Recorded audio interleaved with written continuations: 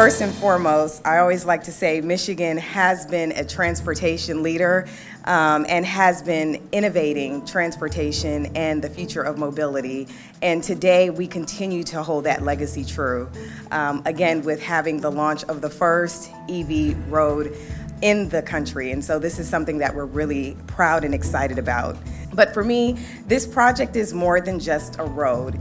It is really an example of what we can achieve when we work together to really focus on purpose and determination and really making sure that we continue to put the state at the forefront of the future of mobility and electrification.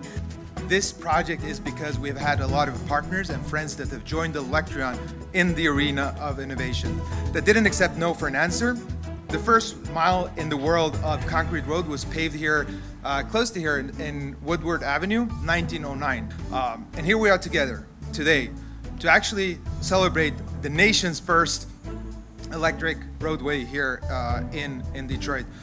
We can today begin to pave the path for sustainable electric mobility future of tomorrow. Wireless charging roadway aims to further functions as a testing site, collaboration with local and national businesses, entrepreneurs to explore how, in the real world environment, this will be our own proving ground in the city of Detroit. We know that in Michigan, we want to stay ahead of the curve. We want to lead the curve.